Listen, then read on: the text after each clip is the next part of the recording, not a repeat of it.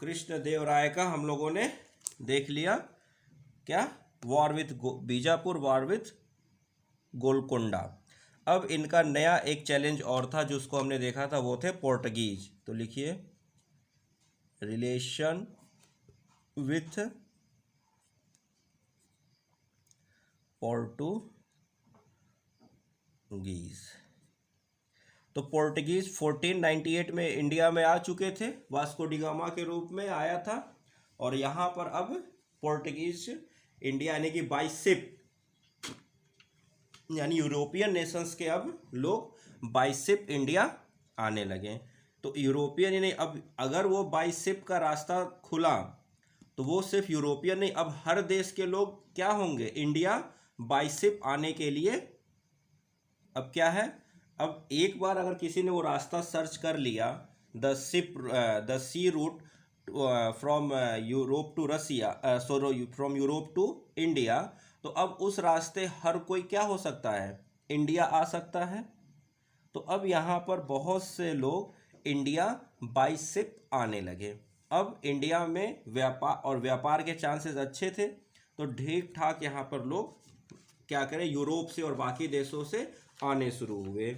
और जब उनको रास्ता कहाँ का पता है, साउथ इंडिया का, तो पहले उसी कोस्ट पर आएंगे। तो लिखिएगा इसके बारे में, देखिए Vijayanagar empire, Vijayanagar empire wanted monopoly over Arab and Persian horses trade with Portuguese. Portuguese क्या थे, अपने साथ अरब और पर्सियन हॉर्सेज लेकर आए थे, और ये बहुत अच्छे क्वालिटी के हॉर्स थे। और हमें ये पता है कि विजयनगर एम्पायर का कॉन्फ्लिक्ट बहमनी के साथ हो रहा था और बाकी राजाओं के साथ भी हो रहा था, जैसे हमने देखा गोलकुंडा, बीजापुर और गजपति वगैरह। तो इनके साथ जब ये बार बार वॉर हो रहा है, तो भाई आपको क्या चाहिए, अगर आपके पास अच्छे क्वालिटी के हॉर्सेज हैं तो आपके चांसेस अपने आप बढ़ जाते हैं, जीत की उम्मीद बढ़ जाती है। तो अरब और पर्सियन हॉर्स, जो अरबी हॉर्सेज होते हैं और जो पर्सियन हॉर्सेज होते हैं, उनकी क्वालिटी बहुत अच्छी होती है। और हमें पता है कि जब तुर्क्स इंडिया में आए थे तो अपने साथ बहुत अच्छी क्वालिटी के घोड़े भी उनके साथ थे, और काफ़ी ज़्यादा उन्होंने युद्ध भी जीता। भाई मोहम्मद गौरी ने बहुत अच्छे क्वालिटी के आर्चर्स और घोड़ों के साथ लड़ा था सेकेंड बैटल ऑफ तराइन। तो हॉर्सेज बहुत अच्छा रोल निभाते थे। और वही तो है, आज के डेट में अगर टैंक्स और फाइटर जेट्स और टेक्नोलॉजी बहुत इंपॉर्टेंट, तो उस ज़माने के लिए हॉर्सेज बहुत इंपॉर्टेंट थे वॉर में, और वही हुआ। तो जो ये थे विजयनगर एम्पायर के जो राजा थे, ये चाहते थे कि ये हॉर्सेज सिर्फ हमें मिले, क्योंकि हमारा पड़ला, यानी कि हम एक कदम आगे रहे अच्छी क्वालिटी। तो कहते देखिए अच्छी क्वालिटी के हॉर्सेज आप हमें बेचो, और सेकंड ग्रेड और थर्ड ग्रेड की क्वालिटी की हॉर्सेज आप दूसरे राजाओं को बेचो। ये नहीं कि आप उनसे हॉर्सेज की ट्रेडिंग मत करो, ये उनका कहना नहीं था। इनका ये कहना था कि जो हॉर्सेज आ रहे हैं उस पर अच्छी क्वालिटी के, जो बेस्ट क्वालिटी के जो अरेबियन और पर्सियन हॉर्सेज है वो मुझे सिर्फ बेचो, वो हॉर्सेज मेरे पास आने चाहिए। बाकी सेकेंड ग्रेड थर्ड ग्रेड माने कि और जो हॉर्सेज हैं उनको आप किसी और को बेचते रहो, हमें उससे कोई दिक्कत नहीं है।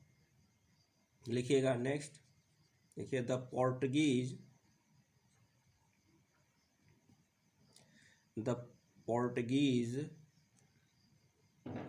embassy, the Portuguese embassy sent by governor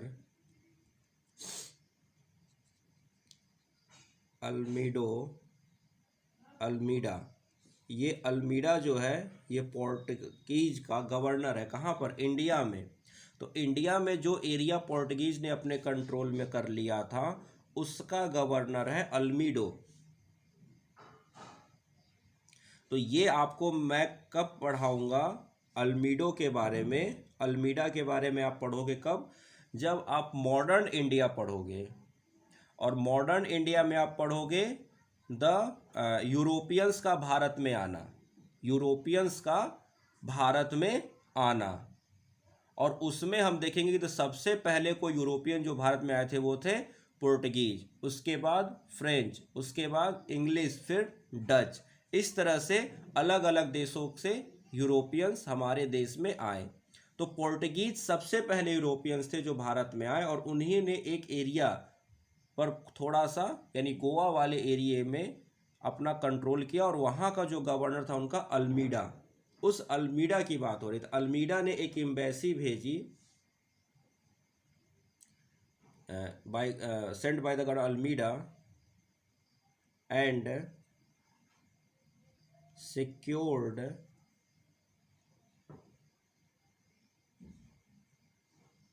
permission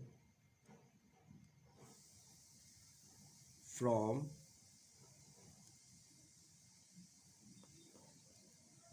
Krishna Dev Rai to erect a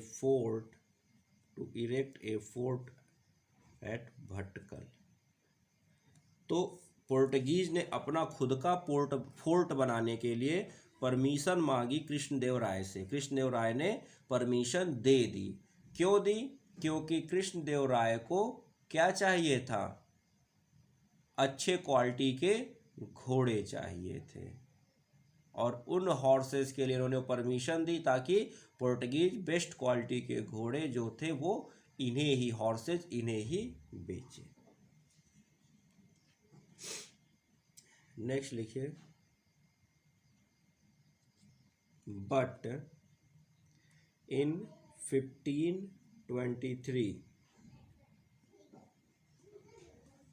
Portuguese conquered the mainland near Goa. तो अब इनका क्या था, थोड़ा सा मन बढ़ गया। तो इनका जब मन बढ़ गया तो इन्होंने गोवा के एक हिस्से को अपने कब्जे में ले लिया, उसको अपना अधिकार जमा लिया। तो ये बात कृष्णदेव राय को पसंद नहीं आई कि हम व्यापार कर रहे हैं तो आपको फोर्ट बनाने की परमिशन दी गई है मेरी ज़मीन पर, मेरे एरिया में, तो आप बनाओ, लेकिन इसका मतलब ये नहीं कि आप हमारे ज़मीन पर अधिकार करना शुरू करो। और गोवा इनका क्या था? एक वेसल था, डायरेक्ट कंट्रोल नहीं था लेकिन किसी और के थ्रू कंट्रोल था। तो ये बात जब इनको पता चली तो इन्होंने क्या किया? आर्मी भेज दी। तो लिखिएगा Goa, show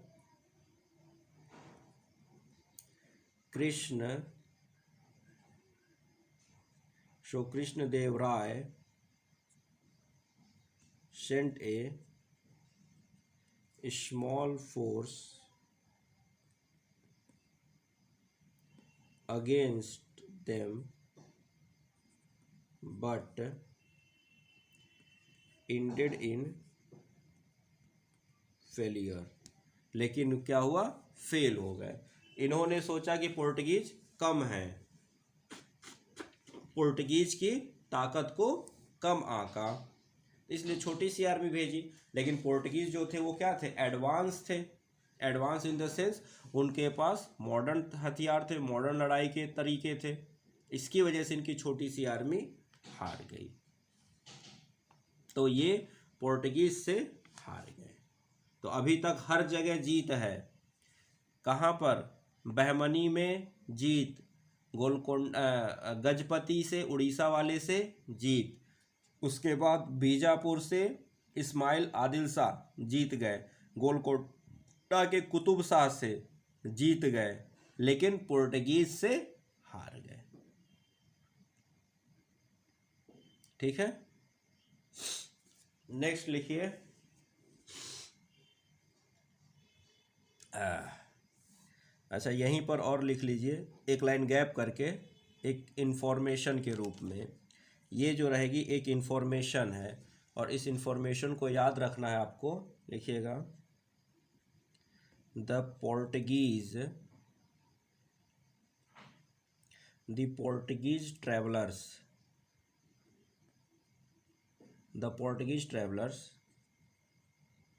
Domingo Paes underline कीजिएगा, Domingo Paes and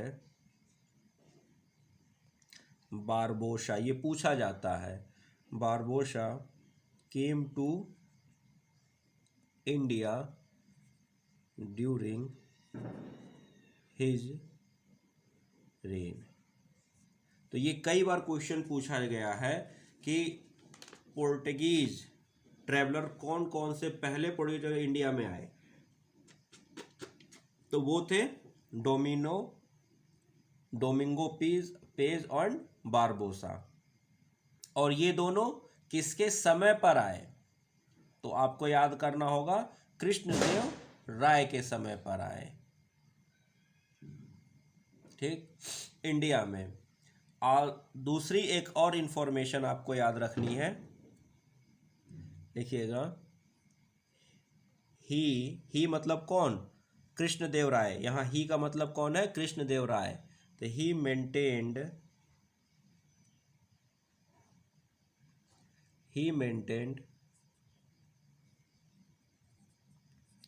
friendly relations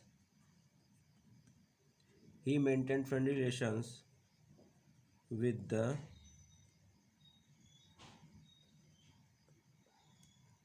Portuguese king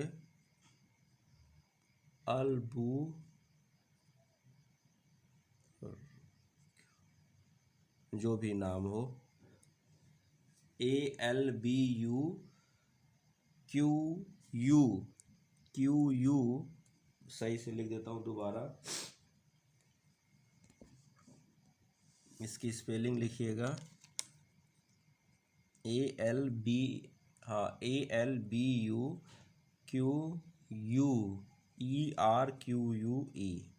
अल्बुर्क्यू, जो भी नाम हो, इसके साथ इनके फ्रेंड रिलेशंस थे। इन्होंने भी एम्बेसी वगैरह भेजी थी, लेकिन बाद में चीज़ें थोड़ी सी डिस्टर्ब हो गई अल्मेडा के टाइम पर। ठीक है, तो यहाँ तक चीज़ें याद रहेंगी। तो ये इनके चैलेंजेस थे, और इन चैलेंजेस को कृष्णदेव राय ने बखूबी बहुत अच्छे से क्या किया? निपटे। और इन्होंने बहुत अच्छे से क्या किया? राजकाज, अपने पूरे शासन को संभाला। तो ये चीज़ें तो हैं, इसके साथ साथ इन्होंने और भी बहुत से काम किए। ये जो चीज़ें अभी तक हमने देखी, ये देखा इनके चले कि इन्होंने कैसे साम्राज्य को बाहरी अटैक से बचाया और पूरे अपने किंगडम को स्टेबलाइज किया और उसकी पुरानी ग्लोरी को वापस लाया। यहाँ तक चीज़ें क्लियर है? ठीक, अब यहाँ से कहानी इनके बारे में और भी चीज़ों को हम लोग जानते हैं। अब इनके बारे में, ये इनके दरबार में कौन कौन से लोग थे और कौन कौन से स्कॉलर थे जिनके बारे में काफ़ी पूछा जाता है और हमें जानना भी चाहिए। और बाकी ये सब हमारे क्वेश्चंस के अच्छे हिस्से बनते हैं, खास करके प्री में। ठीक है, लिखिए, नेक्स्ट पॉइंट लिखिए। अब यहाँ से आप क्या करोगे? 2 लाइन का गैप छोड़ के अब आप इनके बारे में और जानकारियों को लिखना शुरू करेंगे। तो इनका एक टॉपिक जो था stabilization and expansion of territory, वो कंप्लीट हुआ, जिसको हम लोगों ने किस में देखा? चैलेंजेज के रूप में देखा।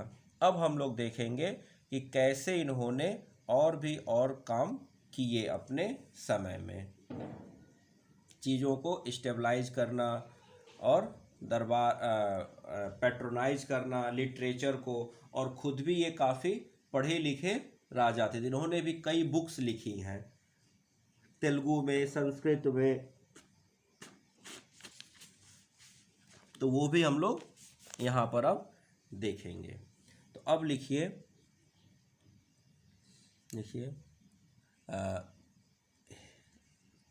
लिखिएगा he mainly Vaishnavite. he was mainly Vaishnavite, but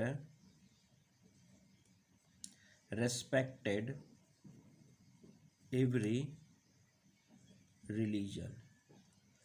He was mainly Vaishnavite but respected every religion.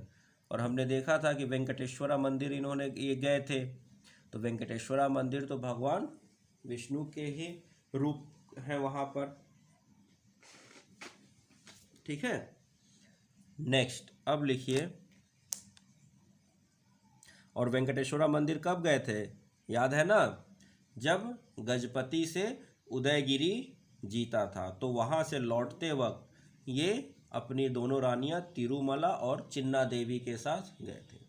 और कहा यह जाता है, जो दंत कथाएं वो कभी कभी ये भी कहती हैं कि इनकी कोई संतान नहीं थी, तो ये संतान प्राप्ति के लिए उनसे अब प्रार्थना करने के लिए उस मंदिर में गए थे। ठीक है, नेक्स्ट पॉइंट लिखिए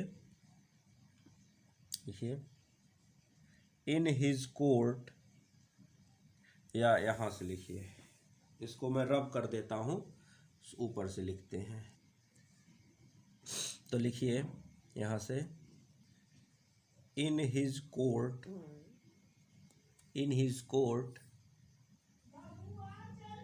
8 eminent scholars, 8 eminent scholars। ठीक है, और इन 8 eminent scholars को एक अलग सा नाम दिया गया था। क्या है?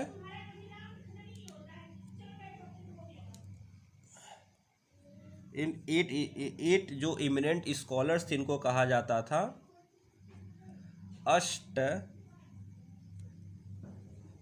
दिग्गज। कौन थे? अष्ट दिग्गज। तो अगर कभी आपसे क्वेश्चन पूछे कि अष्ट दिग्गज किसके साथ जुड़ा हुआ है, तो अष्ट दिग्गज जो वर्ड है ये कृष्णदेव राय के साथ जुड़ा हुआ है। और इस अष्ट दिग्गज का मतलब क्या है?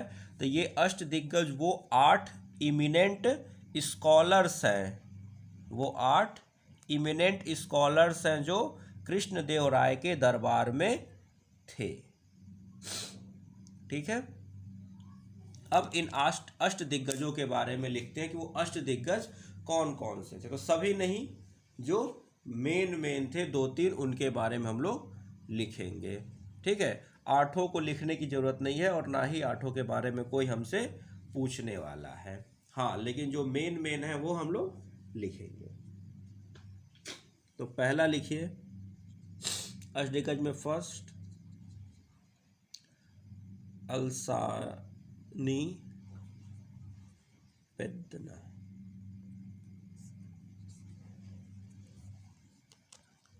अलसानी पेद्दना,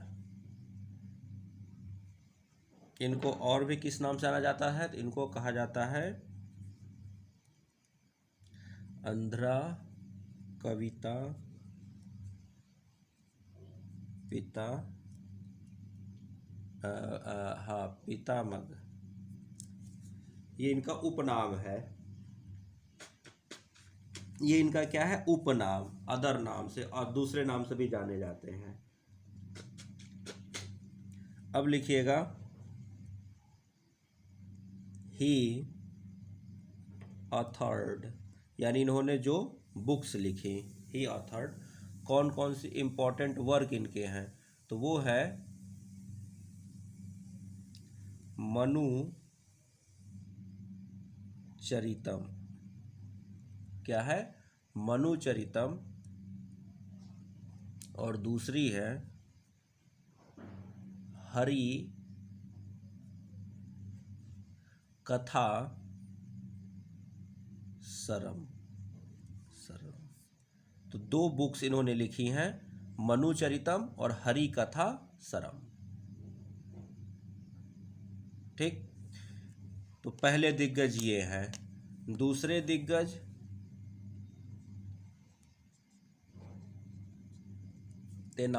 तेनाली राम कृष्ण।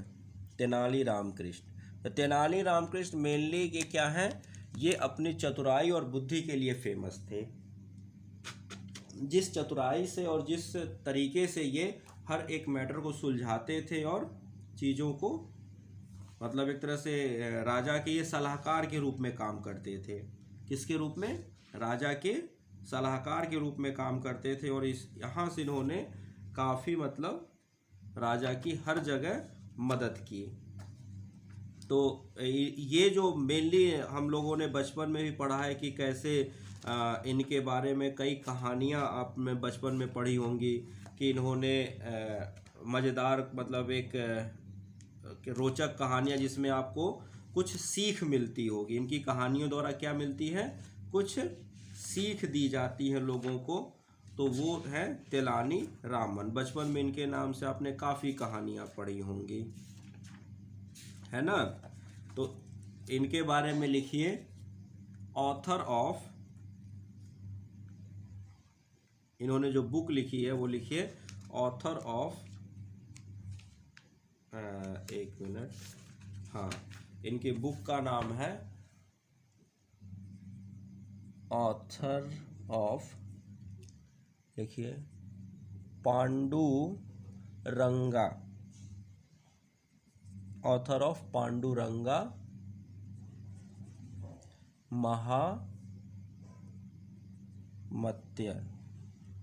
महामत्यम। ये एक ही बुक है, पांडुरंगा महामत्यम। ठीक, तीसरे जो इम्पोर्टेंट इनके अष्टाध्यायी हैं वो है सॉरी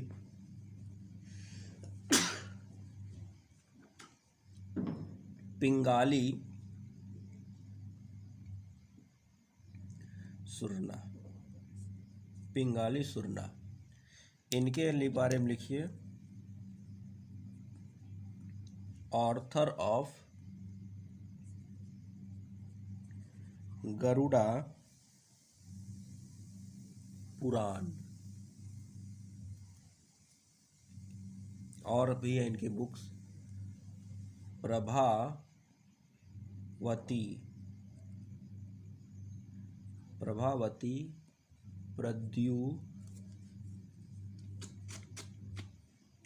प्रभावती, प्रद्युम्नामानु। और है राघवा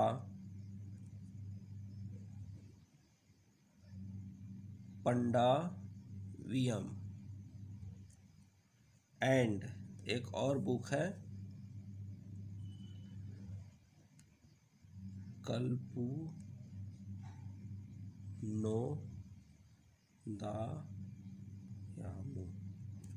कल्पुर्नोदयामु। तो इनका ज़्यादा नहीं, आपको ये गरुड़ा पुराणम ये जनरली पूछा जाता है। ठीक है, तो ये 3 के बारे में आप, हाँ, RAGHAPANDAVEE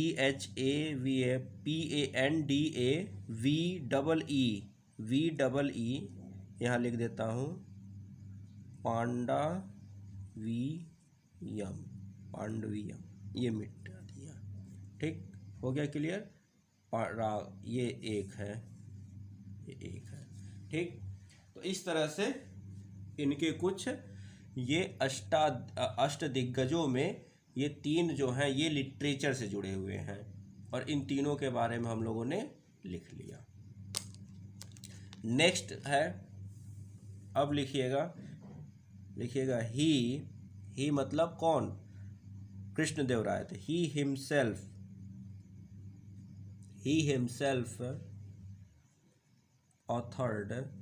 हिमसेल्फ ऑथर्ड। तो इन्होंने भी कुछ बुक्स खुद लिखी हैं। कौन? कृष्णदेव राय ने भी कुछ बुकें खुद लिखी हैं। तो उन बुक्स के बारे में भी लिख लीजिए, ये भी पूछा जाता है मैच द कॉलम में। तो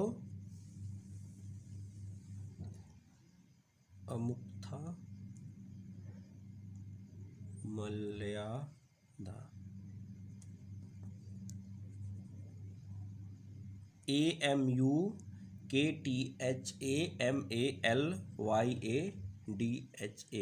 ये किस में है? तेलुगु में है। ये किस में? तेलुगु लैंग्वेज में है।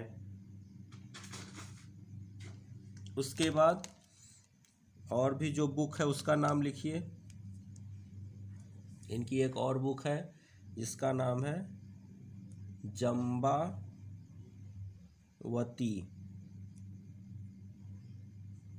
कल्याणम, जम्बावती कल्याणम। एंड दूसरी एक बुक है उषा परिणायम, उषा परिणाम। ये दोनों जो हैं ये संस्कृत में हैं। तो जो राजा है कृष्णदेवराय, उनको किसमें? 2 लैंग्वेज में महारत है, 2 लैंग्वेज उनको आती है, संस्कृत भी आती है और साथ में तेलुगु भी आती है। और संस्कृत में उन्होंने क्या लिखी है? जम्बावती कल्याणम एंड उषा परिणयम। ठीक है, इतना लिख लिया। ठीक, तो ये हम लोगों ने अभी तक क्या देखा? कृष्णदेवराय के बारे में कुछ लिटरेचर से जुड़ी जानकारियां। नेक्स्ट, इन्होंने कुछ कंस्ट्रक्शन वर्क भी करवाए थे। इन्होंने कुछ कंस्ट्रक्शन वर्क भी करवाए थे। यहाँ मैं इसलिए बताते जा रहा हूँ ना कि क्या अष्टदिग्गज, ये 3 मैंने बता दिए ना, ये 3 अष्टदिग्गज के हिस्से हैं। हाँ, तो 8 होने चाहिए पर मैं 3 ही बता रहा हूँ, 3 इंपॉर्टेंट थे, बाकी के बारे में नहीं भी कोई लिखोगे तो वो नहीं पूछे जाते हैं। लिटरेचर के इनके यही 3 पूछे जाते हैं। ठीक है। हाँ, जब हम लोग आगे देखेंगे मुगल साम्राज्य में नवरत्न वगैरह, और या फिर आपने पीछे जो गुप्ता साम्राज्य में जो नवरत्न देखे थे, उनसे ज़्यादा क्वेश्चन आते हैं, इनके अष्टदिग्गज से नहीं आते हैं। या फिर जब हम शिवाजी के बारे में पढ़ेंगे तो उन्होंने भी जो अष्टाध्यायी, मतलब उनके भी जो 8 दिग्गज थे उनके दौरान में, वो भी 8 तरह के उन्होंने एडमिनिस्ट्रेटर को डिवाइड किया था, किस तरह से किया था, वो पूछा जाता है। इनका वो इतना नहीं पूछा। इनमें जो पूछा जाता है वो मैंने आपको बता दिया। तो ये इनके लिटरेचर के वर्क हैं। इन्होंने कुछ कंस्ट्रक्शन वर्क भी करवाए थे। तो अब एक लाइन का गैप छोड़कर लिखिए कंस्ट्रक्शन वर्क्स इनके द्वारा। तो लिखिएगा ही बिल्ट। अब देखिए यहाँ पर जो राजा है उसके साथ कंस्ट्रक्शन वर्क लिखवाने का रीज़न ये है कि जब मैं आपको आर्ट और आर्किटेक्चर पढ़ाऊँगा तो वहाँ तो जो इम्पोर्टेंट हैं, जो बहुत ज़्यादा इम्पोर्टेंट कंस्ट्रक्शन और मंदिर हैं और बाकी स्ट्रक्चर्स हैं, वो मैं आपको बताऊंगा। उसमें हो सकता है कि इनके द्वारा बनाए गए जो टेम्पल्स हों वो उतने इम्पोर्टेंट ना हो, उसमें ना आ पाए। ठीक है, तो लेकिन जब आप यहाँ पढ़ोगे तो ये चीज़ें आपको याद रहे कि हाँ इन्होंने ये मंदिर बनवाया था। ठीक, तो लिखिएगा ही built some fine stone temples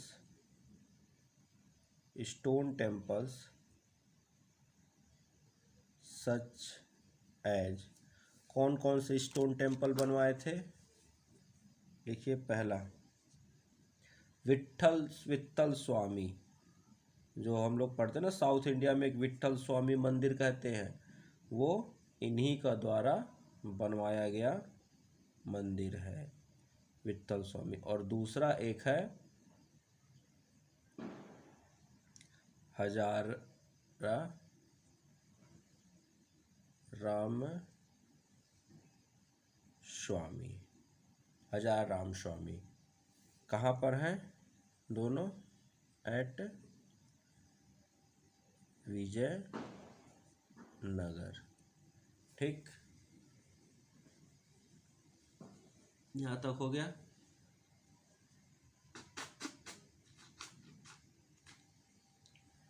और जब इन्होंने क्या किया था, तिरुपति मंदिर के दर्शन किए थे, तो उसके डेवलपमेंट का काम करवाया था। ठीक है, उसके डेवलपमेंट का काम करवाया था। तो लिखिएगा work of development of Tirupati temple.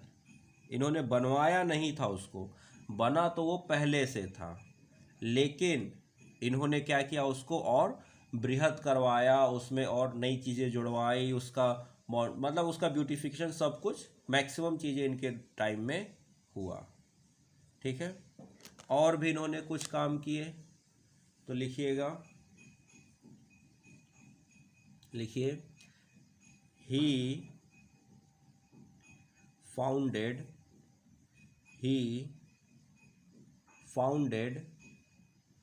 हाँ, क्या नाम है, ही फाउंडेड SUBURBAN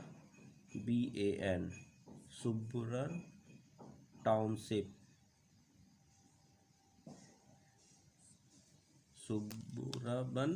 सुबुरबन टाउनशिप, कहाँ पर, नियर विजयनगर, कॉल्ड, क्या कहा जाता है, नगलपुरम, कॉल्ड नगलपुरम। ये किसकी याद में, तो आफ्टर हिज मदर, अपनी माँ के याद में इन्होंने एक टाउनशिप बनवाया था सुबुरबन, और उसी को कहा जाता है नगलपुरम। तो इस तरह से कृष्णदेवराय के द्वारा किए गए सारे चैलेंजेस पूरे किए गए, और इसके बाद उन्होंने कौन कौन से लिटरेचरी वर्क किए, किन किन उन्होंने ऑथर्स को और विद्वानों को अपने दरबार में जगह दी, जिसको अष्टाध्यायी कहा गया, अष्टदिग्गज कहा गया। और धीरे धीरे इस तरह से आते आते इन्होंने एक अच्छा खासा विजयनगर एम्पायर को मेंटेन करके बनाया, और उसके बाद इनकी डेथ हो जाती है। डेथ होने के बाद विजयनगर एम्पायर को फिर कोई इम्पोर्टेंट और बड़ा राजा नहीं मिल पाता है। तो कहा ये जा सकता है एक हिसाब से कि after the death of the Krishnadevaraya, the decline of Vijayanagar empire started. ठीक है, कि इनके जाने के बाद विजयनगर एम्पायर डिक्लाइन की ओर चल दिया। हाँ, ये जरूर है कि इनके जाने के तुरंत बाद डिक्लाइन नहीं हुआ, काफी लंबे समय तक चला, क्योंकि ये तो कहाँ है, तुलुआ डायनेस्टी के हैं, तो तुलुआ के बाद तो अभी अरायविडु आएंगे, लेकिन उनका उतना बड़ा रोल और इतने बड़े लेवल पे वो इसको फिर कभी मेंटेन नहीं कर पाते हैं। तो ये माना जा सकता है कि Vijayanagar empire after the death of Krishnadevaraya, the phase of decline of Vijayanagar empire started. तो अब इसके बाद हम लोग आगे देखेंगे कि कैसे विजयनगर एम्पायर डिक्लाइन हुआ। ठीक, यहाँ तक क्लियर है? चलिए।